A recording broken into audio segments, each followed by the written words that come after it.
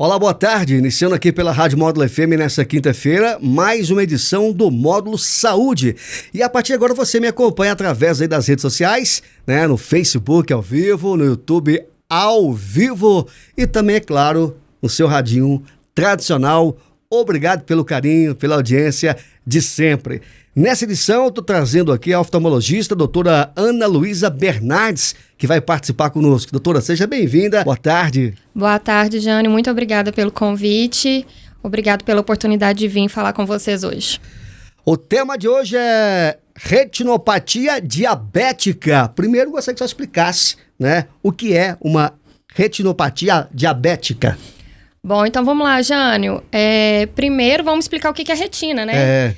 É o tecido que fica ali no fundo do olho, que é o tecido responsável por onde tem as células da visão, tá? E o que é diabetes? A diabetes é uma doença quando a gente tem os níveis descontrolados de glicose, né? E eles vão machucando ali os vasos. E na retina nós temos os menores vasos do corpo humano, junto com os vasos dos rins, tá?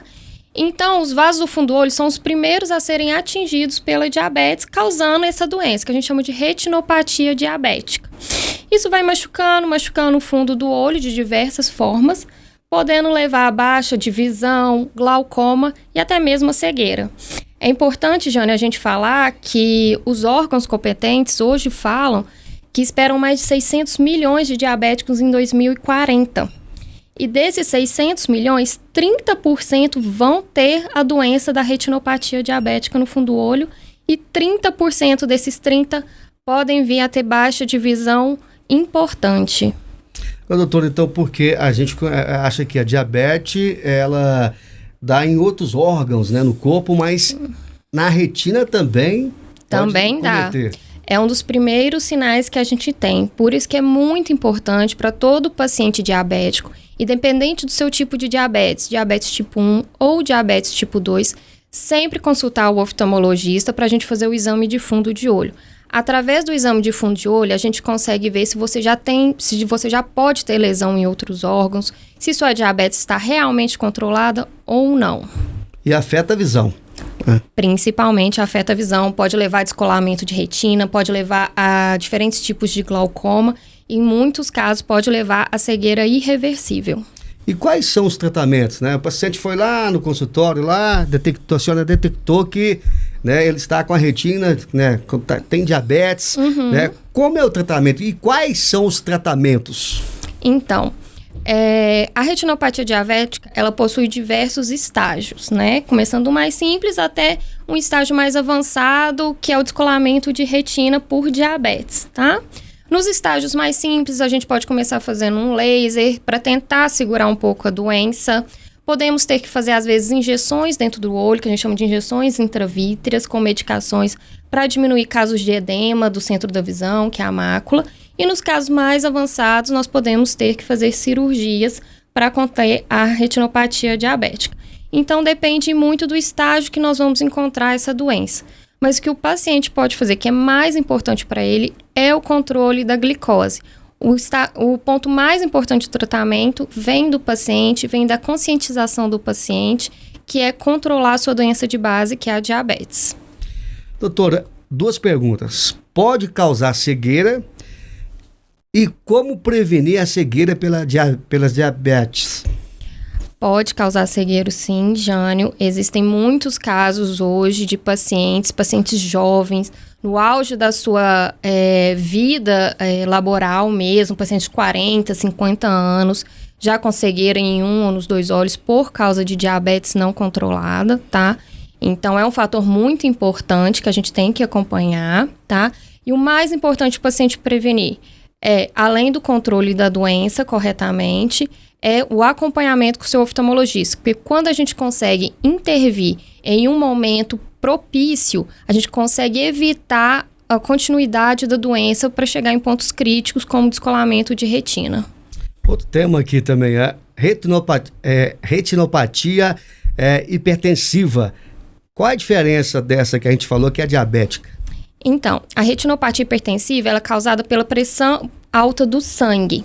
Então, aquela hipertensão normal que muitos pacientes têm, paciente ali por volta de 50, 60 anos, que acha que vai atingir só o coração, alguma coisa assim. Não, como eu expliquei, como tem esses vasos no fundo do olho da retina, esses vasos também podem ficar machucados quando a gente tem a pressão muito alta por longos tempos. Então, esses vasos podem estourar, podem fazer pequenos aneurismos, podem ter sangramentos e várias outras doenças que podem acompanhar também. Então, assim como a diabetes, a pressão alta do sangue, ela também tem que ser acompanhada pelo oftalmologista para a gente evitar que essa doença realmente cresça ali, que possa levar a baixa de visão ou cegueira para esse paciente. E essa também, doutora Ana Luísa, afeta também a visão. Afeta também a visão. Nós podemos ter sangramentos, nós podemos ter aneurismas no fundo do olho. O nervo do olho também pode ficar inchado por causa de aumento de pressão. Então, a gente pode ter infartos também na retina. Então, é muito importante o segmento com o oftalmologista dos pacientes, tanto os diabéticos quanto os hipertensos. E como prevenir? Que forma? Controle e acompanhamento também. Outro tema aqui também, a gente trazendo aí a participação aqui no Modo Saúde, da oftalmologista doutora Ana Luísa Bernardes, nesta quinta-feira. Doenças macular relacionada à idade também. O que é a doença macular? A doença macular relacionada à idade, ela é conhecida como DMRI.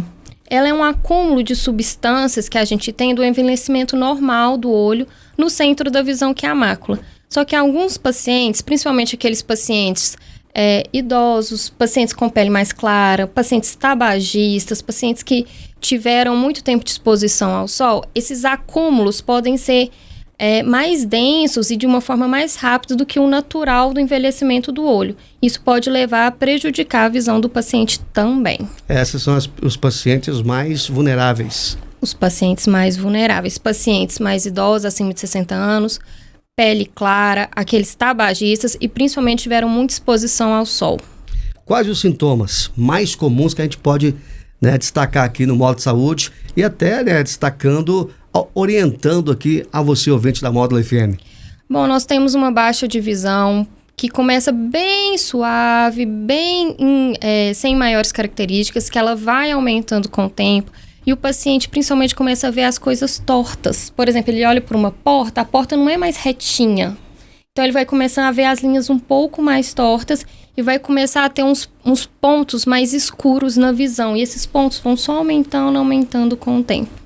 E qual é o tratamento? O tratamento também é variado, vai depender do estágio em que o paciente se encontra. Podemos começar o tratamento com vitaminas para conter a doença e até mesmo injeções dentro do olho. Alguma outra orientação, doutora, nessa sua participação aqui no Modo Saúde desta quinta-feira? Olha, Jânio, o que eu posso dizer é: consultem seu oftalmologista aquele que você confia nele, tá? Faça seu exame periodicamente, não deixe de acompanhar. E cuidem de vocês mesmos.